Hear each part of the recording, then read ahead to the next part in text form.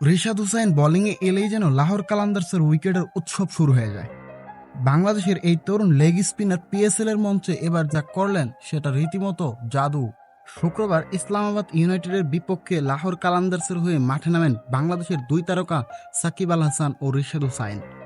প্রথমে ব্যাট করে লাহোর তুলে 202 রানের বিশাল পুঁজি। সাকিব ব্যাট হাতে বড় ইনিংস খেলতে পারেননি, শেষ ওভারে ডাকের শিকার হন তিনি। রিশাদ যদিও শেষ বলে রান আউট হলেও 2 বলে 5 রান যোগ করে দ্রুত কিছু রান যোগ করেন। এরপরে আসে ম্যাজিক্যাল মোমেন্ট। বল হাতে বল করতে নামেন দুই টাইগার, প্রথমে সাকিব এরপর রিশাদ। প্রথম ওভারে একটু খরচে ছিলেন রিশাদ, একটা ছক্কা ও একটা চারে 14 রান দেন তিনি। কিন্তু এরপরেই শুরু হয় রিশাদ শো। রিশাদের দ্বিতীয় ওভারেই আক্রমণ করতে গিয়ে ভুল করেন সালমান আগা, বাউন্ডারি মারতে গিয়ে বল তুলে দেন ফিল্ডারের হাতে। 26 বলে 30 রান করে সাজঘরে ফিরেন সালমান।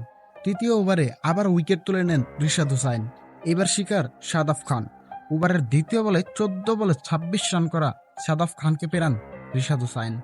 আর সেই একই ওভারে পঞ্চম বলে দারুণ এক ক্যাচ ধরে ফেরান জিমি নিশানকে। দুটি উইকেট এক ওভারে তুলে লাহোরকে জয়ের পথে এগিয়ে দেন রিশাদ হুসাইন। একটা ম্যাচে 3টা গুরুত্বপূর্ণ উইকেট। এভাবে রিশাদ প্রমাণ করলেন উনি শুধু ভবিষ্যতের তারকা নন, বর্তমানে এক্সপেক্টর।